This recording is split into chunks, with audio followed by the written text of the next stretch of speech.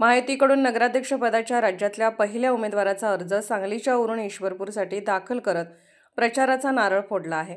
भाजपाचे मंत्री चंद्रकांत पाटील, आमदार सदाभाऊ खोत यांच्या प्रमुख उपस्थितीत महायुतीतील भाजपाचे उमेदवार विश्वनाथ डांगे यांचा ईश्वरपूर नगराध्यक्ष पदासाठी मोठे शक्ती प्रदर्शन करत उमेदवारी अर्ज दाखल केला आहे। उमेदवारी दाखल करण्याच्या आधी उरण ईश्वरपूरमध्ये महायुतीकडून शक्ती प्रदर्शन करत जोरदार रॅली देखील काढण्यात आली। राष्ट्रवादीचे आमदार जयंत पाटील त्यांचा बालेकिल्ला असणाऱ्या उरण ईश्वरपूरमध्ये एकत्रित येत जयंत पाटलांच्या विरोधात दंड थोपटलाय। या ठिकाणी माजी मंत्री अण्णासाहेब डांगे यांचे सुपुत्र विश्वनाथ डांगेंना नगराध्यक्ष पदाच्या मैदानात भाजपाने उतरवले।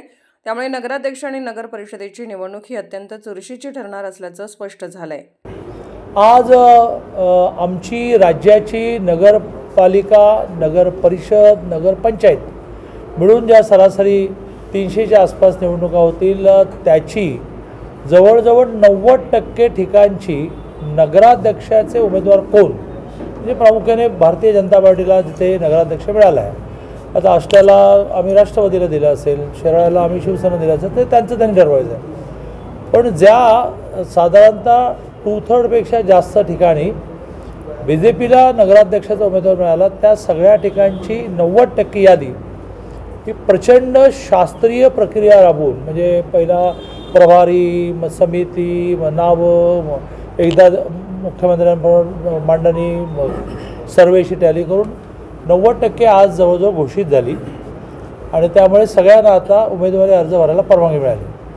त्यातला पहिला अर्ज ईश्वरपूरचा भरला गेला। त्यामुळे ईश्वरपूरच्या सगळ्या महायुतीच्या नेत्यांचं मनापासून अभिनंदन करतो की आपल्या घरामध्ये एका रक्ताची 4 माणसंसुद्धा एकमत होणं अवघड असतं।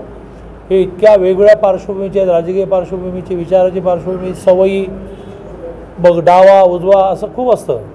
त्यातून या सगळ्यांनी एकमत करून महाराष्ट्रामध्ये पहिला उमेदवारी अर्ज भरला त्याबद्दल मी त्या सगळ्या नेत्यांचं अभिनंदन करतो आणि जनतेचंही अभिनंदन करतो की तुम्हाला उरण ईश्वरपूर करून मिळालं।